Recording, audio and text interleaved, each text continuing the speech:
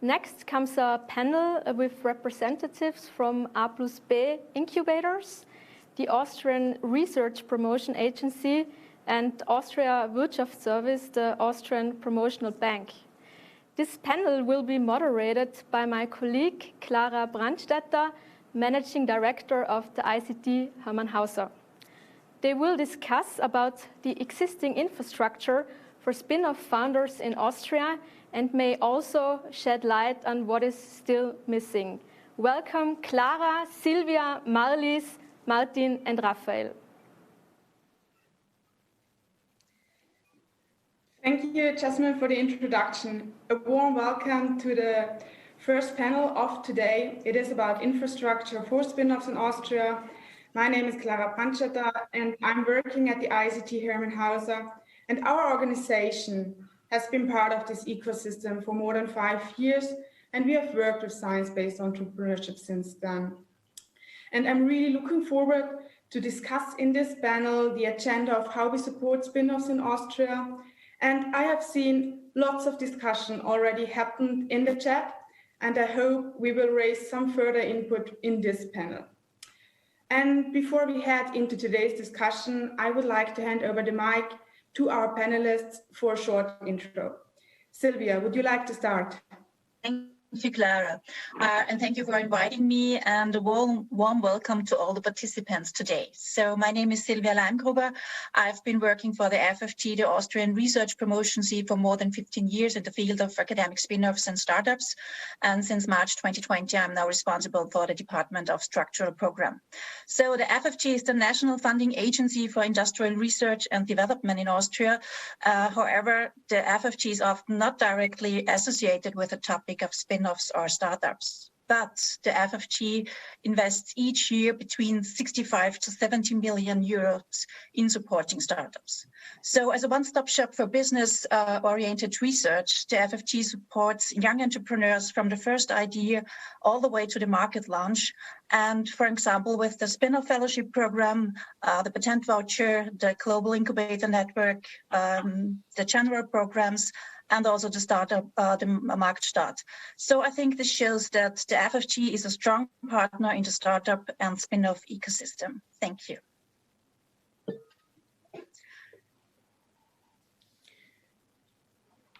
Marlies, could you continue? Hi, Clara. Thank you very much to be here and for the invitation. I'm really looking forward for our discussion today.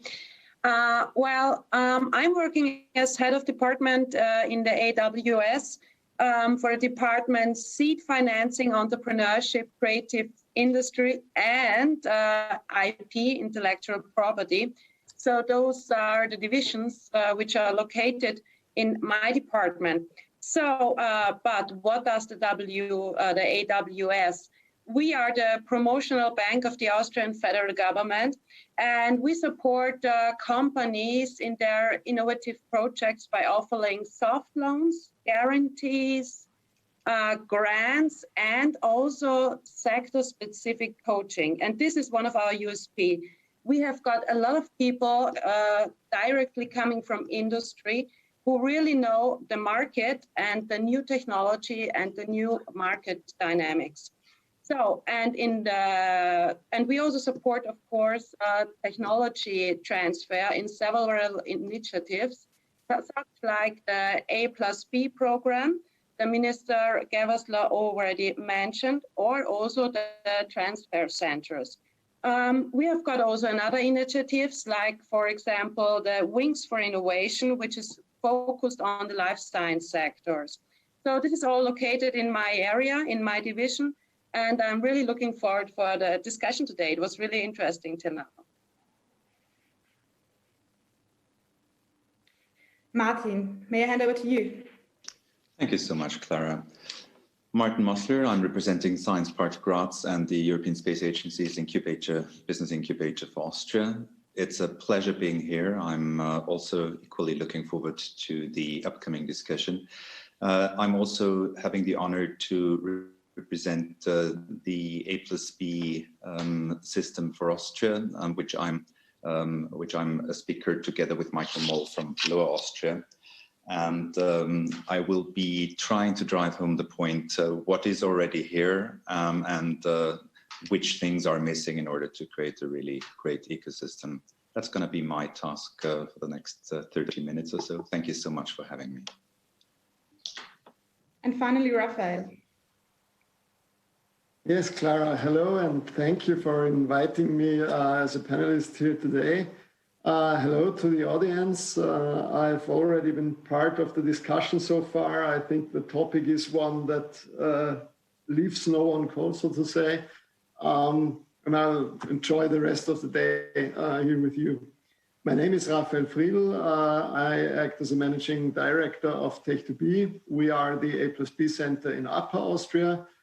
And with about 40 startups per year in all our programs, we are one of Austria's largest incubators. And our main goal, put in one sentence, is to turn innovators into successful entrepreneurs. We do this with a range of programs and services, and I can probably elaborate on the details of this during our panel at the later stages. Thank you. Thank you. Together with the experts, the aim of this panel is to look at the currently existing infrastructure, what we have already fostered in Austria, what initiatives do we have, especially for students who are listening to us. But what should be stimulated even more precisely, what are the sore spots which have emerged over the last years and what could be changed? And eventually, what are possible quick wins or even long-term goals? Basically, how do we reach the conference's mission, 1,000 new spin-offs by 2030? To clarify, infrastructure is seen in a manifold way. In our case, you refer to programs and initiatives, sources of funding, possibilities to network, critical infrastructure, and so on. And I have already seen in the chat that there are several levels of expertise in this conference. And to make sure we start from a common basis, could we do a short recap of the developments in the market? Just really quick. Marlies, may I hand over this question to you, please? Marlies, you need to unmute yourself, please. Thank you very much. Well, of course, there's the market of spin-offs and of startups is also through the digitalization very dynamic, and a lot of rules are changing a lot at the moment. So we saw that in the A+B program, where we first focused in the program and the funding on infrastructure and also on overhead costs or on basic financiation of the incubators. But of course, we have changed that in the last few years, that we just focus on scale-up projects, because we see what we need from the public side of view is that we need a startup with a very high impact, an economic impact, or also with a social impact, because we see that the scale-ups, of course, are those who can generate welfare and also private equity. And we have seen that A+B centers in their function as incubators also try to accompany the enterprising researchers on the way to entrepreneurship. That is also very important, and we are focusing on that. We see also that a lot of startups face the problem of finance support in the later stage.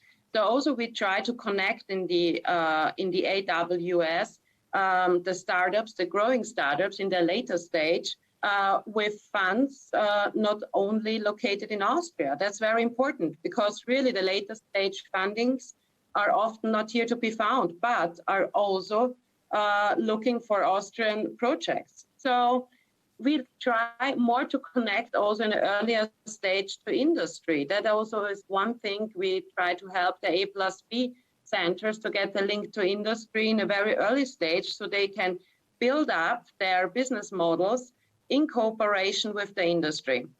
I also think that a best practice example is the Wings for Innovation, where we see that if you really want to look out for spin-offs or for patenting, licensing, or other interesting transfer objectives, which have a higher aim for industry, for example, that you have to work very sector specific.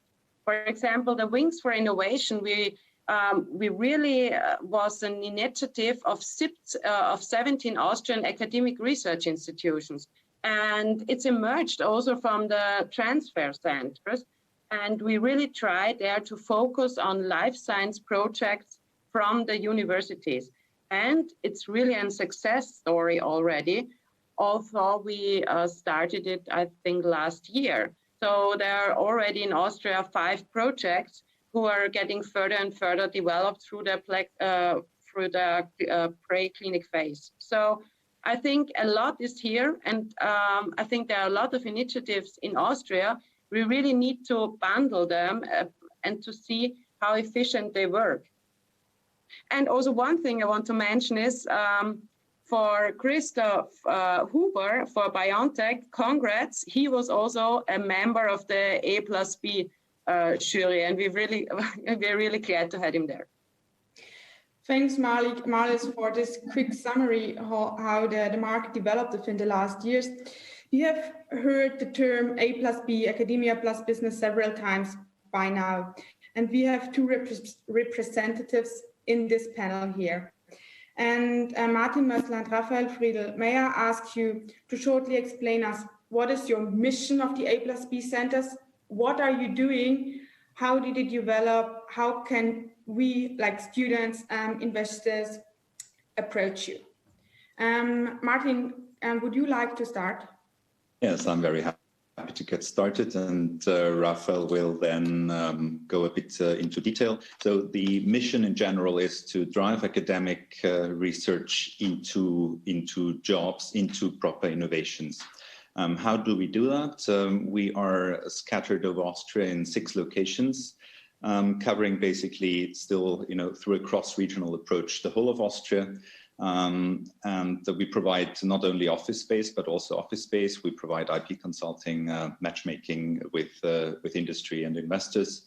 And we are the critical interlink between universities and the spin-off drive. And as Minister Gebesler already mentioned at the beginning of this in the run-up of this session, it's an 18-year-old program providing, having created more than 800 startups so far with over 6,000 jobs, which with a considerably better survival rate than normal company creations.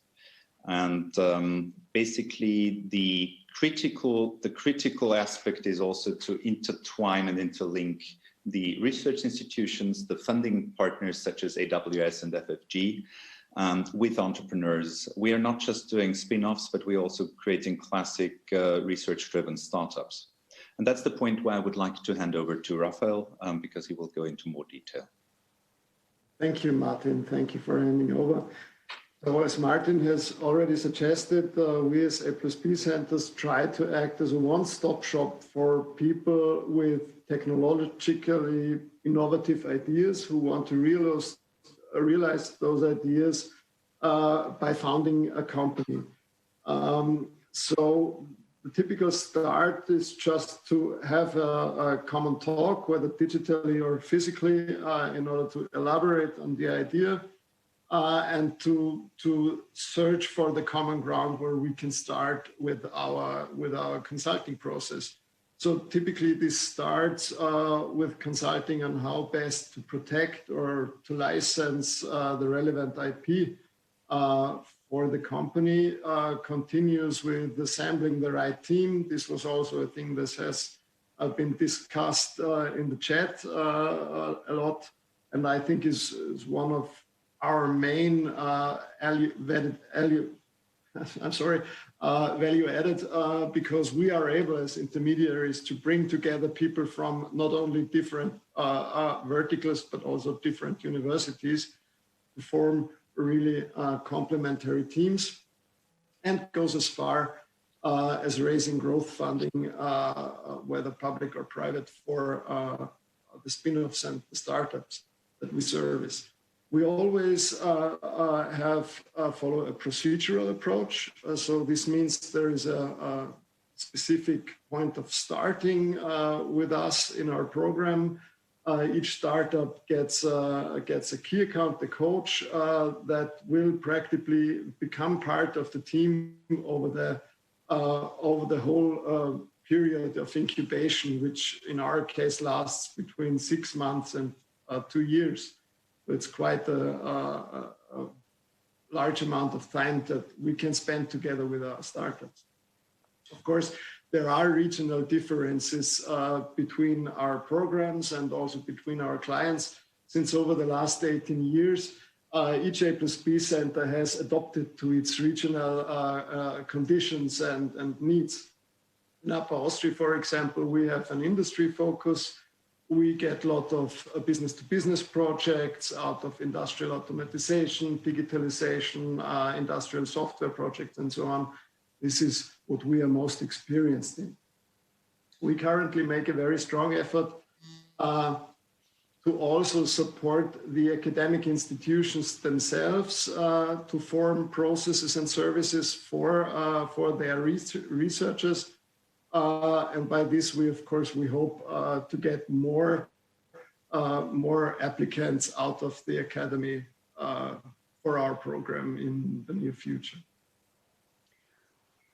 Thanks for the quick recap on the know-how and initiative part we do offer in Austria. And the ecosystem grew quite fast within the last years. And we offer a variety of opportunities by private and public players in order to support startup and spin-off development. And next to the know-how provided by the before-mentioned players from Martin and Raphael, funding is another crucial element, already discussed in the chat as well. And with Silvia Leimgruber and Marlies Baurecht, we have two representatives of the leading public funding institutions. And the two of you, what are your main instruments that you offer? And what does it mean to have public funding support for the players within the startup business? What does it mean for the spin-offs itself? But what does it mean as well for the investors and for the corporates collaborating with these spin-offs? Silvia, would you like to start with the FFG? Yes, thank you, Clara. As I mentioned before, there is a great range of different funding schemes at the FFG, but I think the spin-off fellowship program is one of the, at the moment, a very important program because what we see at the moment that there are a lot of, we should get more spin-offs out from the academic. So in 2017, the FFG launched the spin-off fellowship program on behalf of the Federal Ministry of Education, Science and Research. And the aim of the program is to provide researchers with the best possible support in the implementation and further development of their business idea in the direction to the market. So they also receive training, coaching, and mentoring. And for a period of 18 months, the fellows can work exclusively on the project and are employed at the university. And there is also a very strong collaboration between the A+B centers and also the TTOs. It's very important for us to work together with these two parties.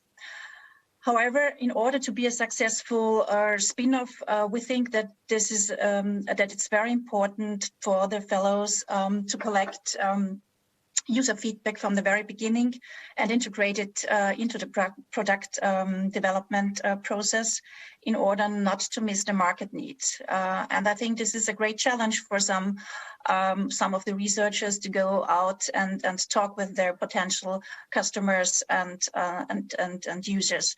But in our opinion, it's also one of the most common mistakes when starting a new company. So I think the FFG has achieved with the spin-off fellowship program to build a bridge between the research at the university and the transfer to the market, because this was always a little bit the missing link when we had the A+B program at the FFG and all the other funding programs at the universities. So, and the program gives the fellows a certain amount of security or safe environment on their first steps to their own company with this framework we provide with the spin-off fellowship program. And it seems that we have chosen the right instrument because what we did not expect was the great response from the researchers. So we had 49 applications in only a short period of 18 months. And we could fund 24 projects from these 49. And I think there is really a great potential out there. And so I'm very pleased that the Federal Minister, Heinz Fassmann, has announced today that the continuation of the spin-off fellowship program, because I think it's a very important milestone in achieving the goal to create more spin-offs. Yes, and I'm also very happy to announce that we have the first 4 spin-offs founded this year. I think this is a great outcome because despite the corona pandemic we have at the moment. Yeah. Another very important point for us is also the exploitation of the research results, because they must be carried out jointly with the universities in order and the fellows in order to keep the potential of conflict between these two parties very low. This has mostly been successful so far, but unfortunately not always. And problems usually arise when the negotiation process for the IP exploitation contract starts. So yes, this is also a point we have maybe to discuss later on. Yes, and at the end, if you want to know more about the fellowships and their project, or the fellows and their project, there is the first spin-off fellowship demo day on the 3rd of December in cooperation with the Broadcasten. So if you're interested, check it out. There's further information available on the website. Thank you, Sylvia. In order to have time to discuss about the IP negotiation topic, Marlies, may I ask you to have like a quick overview on the OWS, or are you, so we have enough time for the discussion? So yes, of course. I give you a quick overview. First of all, I want to say congrats to the FFT and Sylvia that they got their spin-off fellowship program. And because we also work great together in this case and also in this topic, and it's a pleasure that something is going on there. First, just one thing, let me point out, the definition of spin-off is really strict. So if we widen that a bit, and if we see there are also another, then we see there are also a lot of other ideas from university generated from master theses or from PhDs or whatever, which are not counted in that. So we have to be a bit careful if we say there are. So of course it could be always more on spin-offs in Austria, but don't forget, it's a bit, if we give it a bit a wider chance, the definition, we have a lot more of startups which have a connection to university. I think that's really important to say in this discussion. But what we are offering, of course, is our pre-seed and seed program, which is really important in the pre-seed stage, this funding here.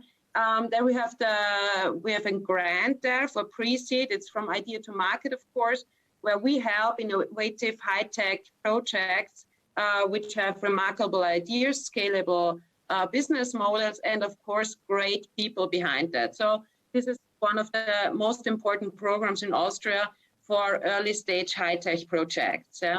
Another one, which is very important, is that they have to deal in the very early stage with a lot of patent issues and a lot of problem with the rules from a university and how to manage the licensing.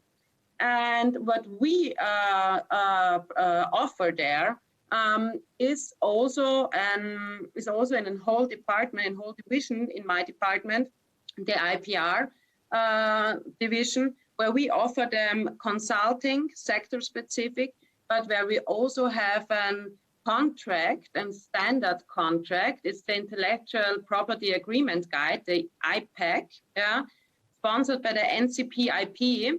And this provides a standard contract for dealing with R&D corporations and also with intellectual property rights, licensing agreement and whatever, and it's free of charge between the institution and also between the companies.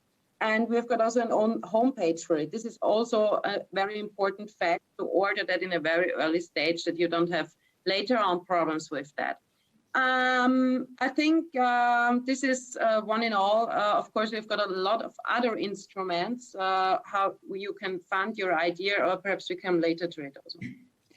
Thank you very much for that quick overview. You already mentioned two really good points where we definitely should put some focus on. One is the assessment of numbers. It's not only about, like, spin-off is a really strict definition, but of course there happens much more. And how does it get assessed? How does it get measured? And the other one is like standards for spinning it out and for founding companies. Yes, and of course. This is already something I would like to ask you. Because we have seen now we have a quite mature ecosystem. There is support. We have access to money, especially public money. We have supporting organizations. But still, we're missing the rise to the top, right? We are missing new spin-offs. Doesn't matter what definition, but we're missing new spin-offs. And on behalf of a future entrepreneur, it doesn't matter, master student, PhD, or postdoc. How do I start if I want to found a company with the know-how that I gathered at university? And is there anything special I need to be aware of, maybe referring to the points we already started to discuss? And based on your experiences, who wants to start? I would like to ask to give each of you the time to have a short statement on this discussion. Well, I'm very happy. Oh, sorry. Maybe I'll start. I think we're working very strong together with the TTOs from universities, and they know a lot about funding programs and other things when you consider spinning off a company. And I think it's especially if you have some IP you use for your spin-off, you have to talk with them at the very beginning. So basically, first step is going to TTO, talk with them, clarify with them IP topics. Okay, can I there add, just because the TTOs, they are part of the technology transfer program, which is located in my division, which is really important. And I also want to underline and outline what Sylvia says. This is the first contact you should always look for. And after that, in this program also includes two more modules. One is that you can fund, or we fund, the prototyping there. So if a scientist or a researcher has the idea to build up a prototype for his idea, he can fund that with us in this program. And the other thing is that you can also analyze your patent in this, if you're part of this program of the Technology Transfer Center. So you can also give us an application for your patent analyze, and we also bring that. And it's not also for university, it's also for the Fachhochschulen.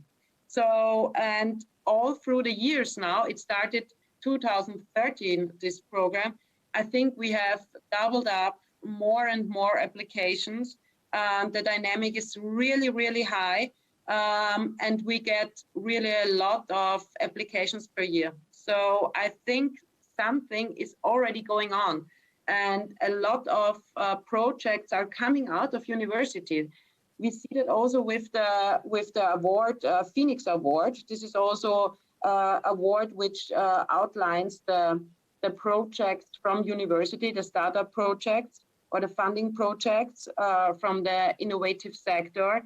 And this year we had an all-time high with 180 applications for it. So I think the dynamic is really a fast one and a high one. We just have to make it visible and to bundle it.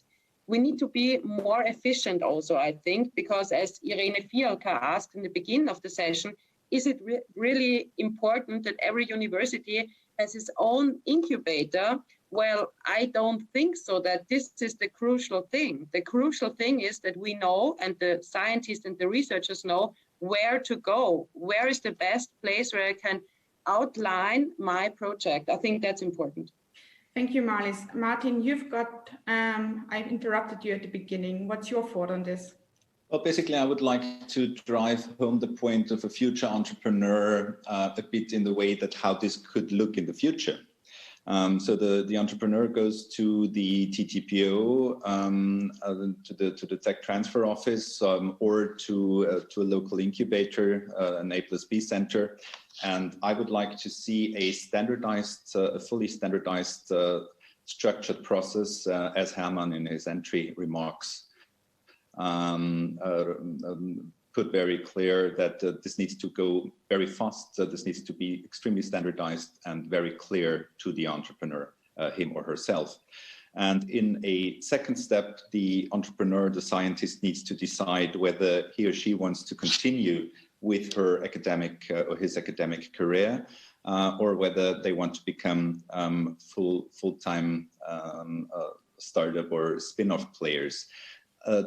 Playing both is possible, but very challenging, and needs to be looked at with a lot of care. So I actually see the interlink between business, industry, academia, very strongly driven by incubators such as the one I'm having the honor to manage, or all the other A+B centers.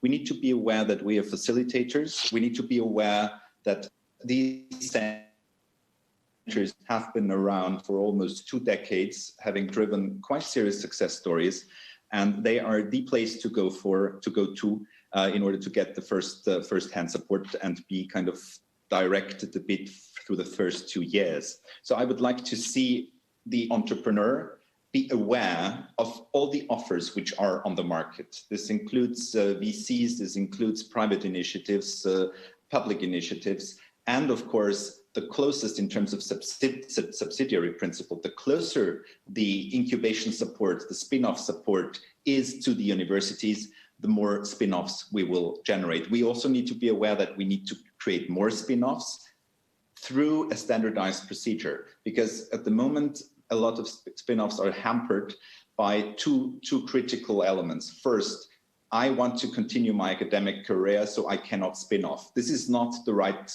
direction. You can still be part of a spin-off and continue with your career by building a team around your invention and creating an innovation out of it.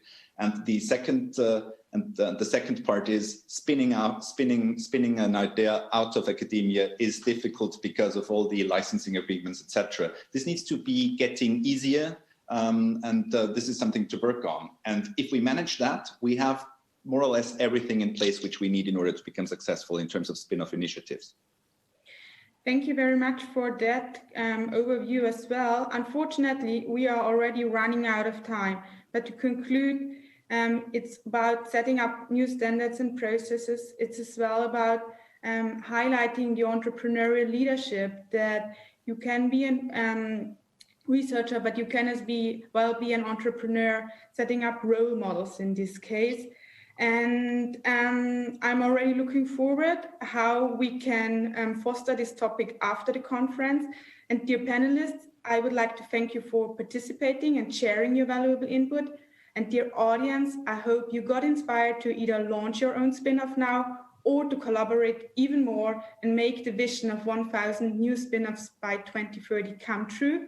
There are exciting times ahead of us. Thank you for tuning in, and handing back over to Vienna.